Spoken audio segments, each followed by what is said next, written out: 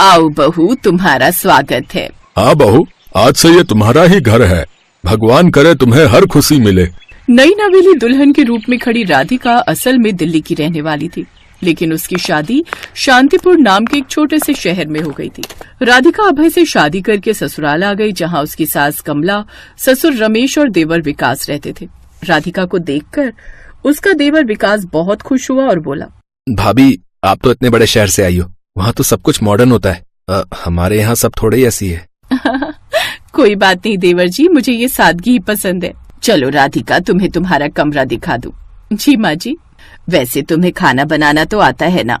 हाँ माँ जी, मुझे सब कुछ बनाना आता है। चलो ये तो अच्छी बात है। वैसे हमारे यहाँ सब कुछ घर का ही बनता है। बाहर का खाना ना तो मुझे पसंद है और ना ही अभय के पापा को।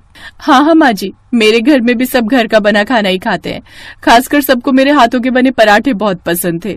पराठे? हमारे यहाँ नहीं बनते पराठे वराठे। हमारे यहाँ तो पूरी, कचौड़ी और सब्जी दाल ही ज्यादा बनती है। खैर देखते हैं तुम क्या क्या बना पाओगी। नई बहू पर तंज कसकर उसकी सास कमला अपने कमरे में चली जाती है।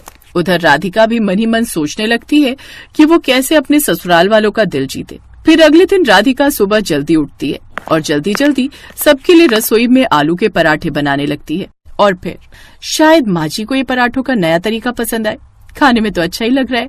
राधिका बड़ी उम्मीद से खाने की टेबल पर अपने बनाए पराठे रोल रखती है, जिन्हें सब लोग हैरानी से देखने लगते हैं। अरे वाह राधिका, ये तो कमाल लग रहे हैं।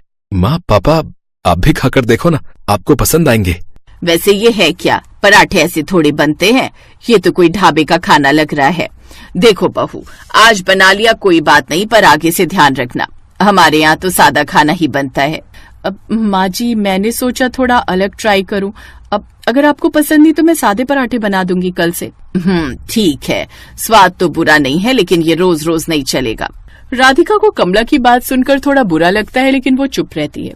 वो तो अपने ससुराल का दिल जीतने की कोशिश कर रही थी, लेकिन उसकी सास कमला पहले ही दिन उससे नाराज हो गई थी। ऐसे ही कई महीने बीत जाते हैं।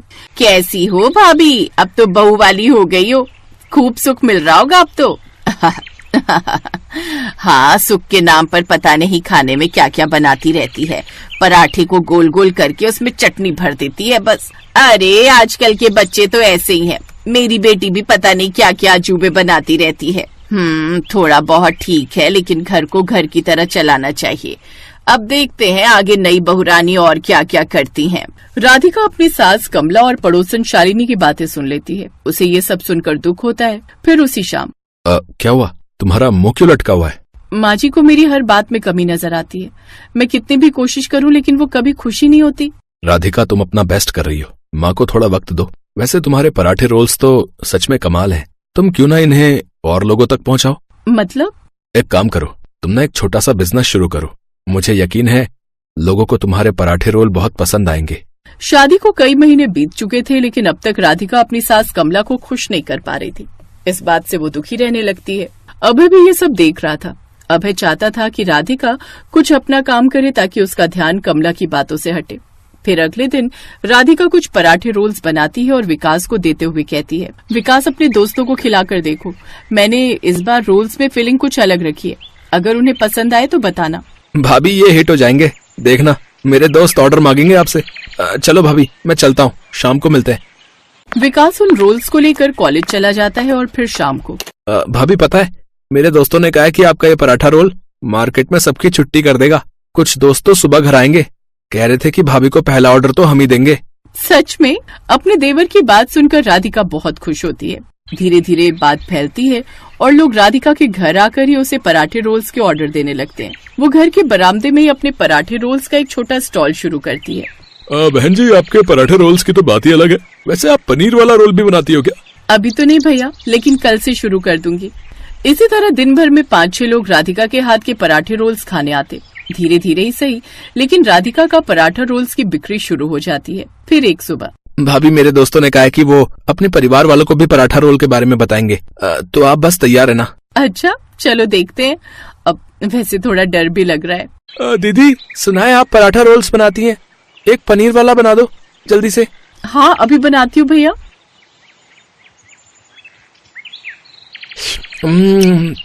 वाह दीदी, ये तो लाजवाब है। मैं कल फिर आऊंगा है। उस दिन राधिका के सारे रोल्स बिक जाते हैं। वो बहुत खुश होती है, लेकिन ये बात कमला को बिल्कुल भी पसंद नहीं आ रही थी। वो राधिका से गुस्से में कहती है, राधिका, ये क्या चल रहा है? घर को ढाबा बनाकर रख दिया है। हमारे घर की बहू को ये सब करना शोभा देता है क्या? माँ जी, मैं तो बस कुछ करना चाहती थी, और देखिए ना, लोगों को मेरे पराठा रोल कितने पसंद आ रहे हैं। लोगों को तो कुछ भी पसंद आता है, उन्हें तो बाहर की मिट्टी भी चटा दो तो चटकारे लेकर खा जाएंगे। उस दिन भी कमला राधिका को खूब सुनाकर वहाँ से चली जाती है। शाम को राधिका को उदास देखकर अभय उसे फिर से हिम्मत बंधाता है। राधिका, माँ को थोड़ा वक्त दो, वो पुराने ख्यालों की है। तुम अपना काम करती रहो, मैं तुम्हारे साथ हूँ। धीरे धीरे राधिका को ढेर सारे ऑर्डर मिलने लगते हैं। अब वो बाजार में अपना स्टॉल लगाने लगी थी। ज्यादा रोल्स के लिए उसे ज्यादा सामान और ज्यादा समय की जरूरत पड़ती है। उधर राधिका कुछ नए रोल्स भी बेचने लगती है। दीदी, आपका चिकन रोल कब आएगा? जी, अगले हफ्ते से शुरू करूंगी। अरे वाह, ये तो शानदार है। आप एक काम करिए, मेरे दोस्त के लिए भी 10 रोल पैक कर दीजिए। एक तरफ राधिका से सारे ग्राहक खुश थे, तो उधर उसकी सास कमला तो मुंह फुलाए बैठी थी। शाम को वो अपनी पड़ोसन शालिनी के घर जाती है। और बताओ भाभी। क्या बताऊं शालिनी, ये राधिका तो हद ही कर रही है। अरे पहले घर को बाजार बना दिया, अब बाजार में ठेला लगाए खड़ी रहती है। बताओ, भले घर की बहू ऐसे ठेला लगाती अच्छी लगती है क्या? भाभी, पर मैंने तो सुना है कि लोग उसकी बड़ी तारीफ कर रहे हैं। वैसे आप कभी गई हो क्या उसके स्टॉल पर? मुझे लगता है आपको एक बार तो जाना चाहिए उसके स्टॉल पर। हो सकता है कि आपको वहाँ जाकर अच्छा लगे। है, मुझे क्या खाक अच्छा लगेगा? अरे हमारे जमाने में बहुएं घर संभालती थी, बाहर दुकान नहीं चलाती थी। मुझे बिल्कुल पसंद नहीं ये फालतू के चोचले। कमला गुस्से में शालिनी के घर से चली आती है और ठान लेती है कि अब वो इस बारे में अपने पति रमेश से बात करके ही रहेगी। आप कुछ कहते क्यों नहीं राधिका को? ये लड़की बाजार में ठेला लगा रही है। कमला, वो मेहनत कर रही है, लोग उसकी तारीफ कर रहे हैं। अरे हमें तो गर्व करना चाहिए उस पर। गर्व? और हमारे घर की इज्जत का क्या? इज्जत मेहनत से बढ़ती है, किसी के हुनर को छुपाने से नहीं, समझी तुम? मैं जानती हूँ कि आप मुझसे नाराज हो, पर सच मानिए माँ जी, मेरे लिए आपकी खुशी सबसे जरूरी है। आप कहोगी तो मैं कल से ही स्टॉल लगाना बंद कर दूंगी। उस रात कमला बहुत देर तक उसके बारे में ही सोचती रही, और फिर अगले दिन राधिका के स्टॉल पर। जल्दी कर राधिका, 2 और पनीर रोल का ऑर्डर है। एक काम कर, तू सब्जी पराठे लगा, मैं तब तक चटनी तैयार करती हूँ। ये देखकर राधिका की आंखों में खुशी के आंसू थे। वो अपनी सास को गले से लगा लेती है। हाँ हाँ ठीक है, पहले ऑर्डर पूरा कर दे, फिर लुटा लेना प्यार।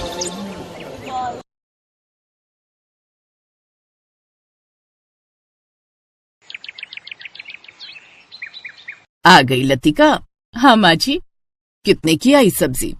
अरे माँ जी पूछो मत, 100 रुपए किलो टमाटर, 50 रुपए किलो प्याज और 40 रुपए किलो आलू। भिंडी भी तो सस्ती नहीं हो रही। बाप रे, बताओ इस महंगाई के जमाने में हम जैसे गरीब लोग क्या खाएंगे और क्या बचाएंगे। हाँ माँ जी, पूरे 500 रुपए की सब्जी आई है, वो भी बस हफ्ते भर के लिए। लो बताओ, जब मेरा ललित छोटा था ना भाई साहब, 80 से 90 रुपए में सब्जियों से थैला इतना भर जाता था कि मैं तो उठा भी नहीं पाती थी।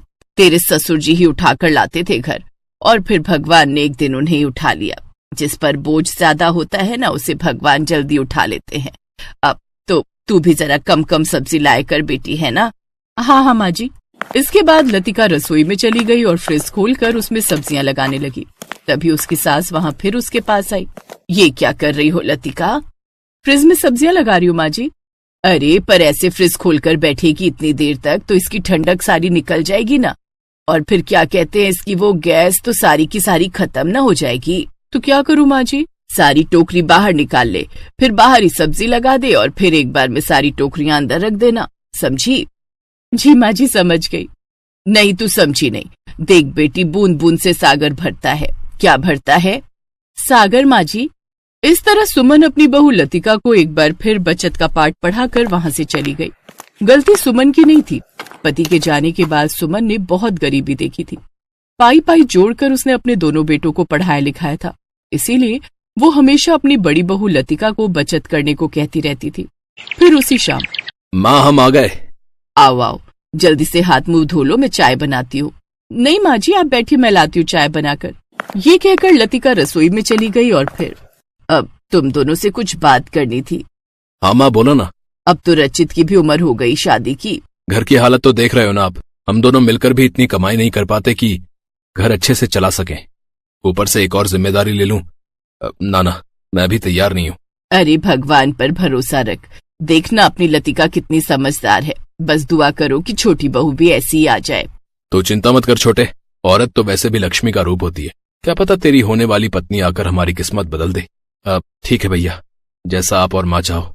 रचित ने शादी के लिए हाँ कर दी थी। उसके बाद से ही ललित और सुमन ने रचित के लिए लड़की देखनी शुरू कर दी और फिर एक दिन उनकी तलाश पूरी हुई। कुछ दिन बाद रितिका घर की छोटी बहू बनकर आ गई। रितिका, ये लतिका है, तेरी जेठानी। तेरी जेठानी बहुत ईमानदार और समझदार है, खूब बचत करके चलती है।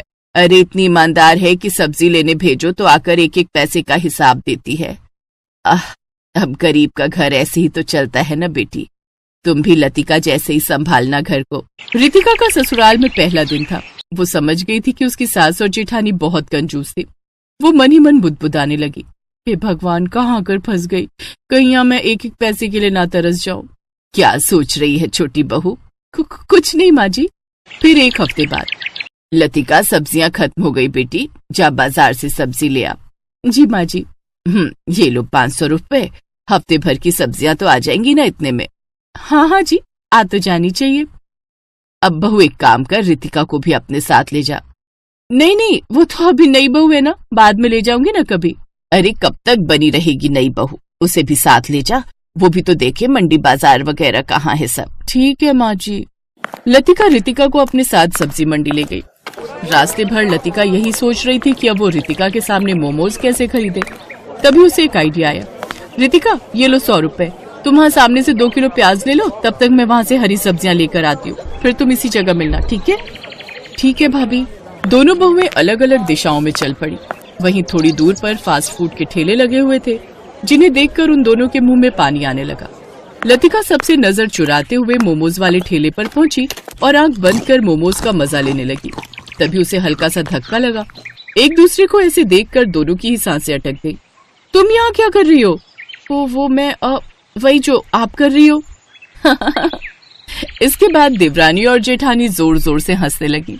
वो दोनों समझ गई थी कि वो दोनों एक जैसी हैं, फास्ट फूड की चटोरी। मानना पड़ेगा भाभी, सासू माँ को अच्छा चला रखा है आपने। नहीं यार, चाहती तो नहीं हो झूठ बोलना, पर क्या करूँ, मोमोज खाने के पैसे ही नहीं मिलते तो और क्या करती। मैं खुद बिना चाउमीन खाए नहीं रह पाती, लेकिन अब मुझे पता लग गया कि मैं कैसे चाउमीन खा सकती हूँ। और अगर कभी माँ जी ने हम में से किसी एक को ही सब्जी लाने भेजा तो हम दूसरी के लिए फास्ट फूड पैक करा लाएंगी। वादा? हाँ सही है, पक्का वादा। देवरानी और जेठानी आज सहेलियां लग रही थीं। वो खुशी खुशी घर लौटी और फिर, बड़ी देर कर दी तुम दोनों ने। वो आज बहुत भीड़ थी माँ जी। अच्छा हुआ जो तुम दोनों सही सलामत वापस आ गई। अरे पता है क्या हुआ, रचित बता रहा था कि 2 दिन पहले ही मंडी में एक औरत को किसी ने चाकू मार दिया। भैया आगे से तुम दोनों ही मंडी नहीं जाओगी, ललित ले आएगा सब्जी वब्जी। इतना सुनते ही लतिका और रितिका के प्राण सूख गए। उन्हें अपने प्राणों से ज्यादा मोमोज और चाउमीन की फिक्र सताने लगी। और फिर एक दिन, भाभी मुझे चाउमीन खिला दो वरना मैं मर जाऊंगी। मोमोज के बिना तो मेरे भी प्राण सूखे जा रहे हैं। भाभी एक आइडिया है, क्यों ना हम घर पर ही ट्राई करें? नहीं माँ जी जान ले लेंगी। अरे सिर्फ हम दोनों के लिए, उन्हें बताएगा कौन? अच्छा तो फिर चल, तू तैयारी शुरू कर, मैं बाहर पहरा देती हूँ। फिर जब तेरी चाउमीन बन जाए तो मैं अपने मोमोज बनाऊंगी। ठीक है भाभी। दोनों बहुएं अब ऐसे ही घर की रसोई में मोमोज और चाउमीन बनाने लगी। दोनों बहुओं को अब मोमोज और चाउमीन बनाने में महारत हासिल हो गई थी। और फिर एक दिन, क्या हुआ ललित रचित, तुम दोनों का मुंह क्यों उतरा हुआ है? माँ, हमारी फैक्ट्री बंद हो गई, हम दोनों की नौकरी चली गई। अब समझ नहीं आ रहा कि क्या करें। भैया मेरी मानो तो कुछ छोटा मोटा पर अपना ही शुरू करते हैं। रचित का इतना कहना ही था कि तभी रसोई में लतिका ने रितिका से कहा, रितिका यही मौका है, झट से मोमोज और चाउमीन निकाल प्लेट में, जल्दी कर। अगले पल लतिका और रितिका प्लेट में मोमोज और चाउमीन लेकर बाहर खड़ी थी, जिसे देखकर सुमन और उसके दोनों बेटों के मुंह में पानी आ गया। कहाँ से मंगवाए रितिका? भैया ये हम दोनों ने बनाए हैं घर पर। हम चाहते हैं कि हम फास्ट फूड का ठेला लगाएं दोनों मिलकर। क्या कहा? घर की बहुएं ये मोमोज और चाउमीन बनाकर बेचेंगी? ना ना ना, नहीं, बेचेंगे तो आपके दोनों बेटे, हम तो सिर्फ बनाएंगी। हाँ माँ, क्या पता यही हमारी किस्मत बदल दे। चारों की मर्जी के आगे सुमन ने भी हाँ कर दी। और फिर अगले ही दिन से वो चारों मिलकर अपने घर के बाहर फास्ट फूड का ठेला लगाने लगे। अब तो सुमन भी खुश और उसके दोनों बेटे भी खुश। और रही बात रितिका और लतिका की, तो उनकी तो जैसे हर ख्वाहिश पूरी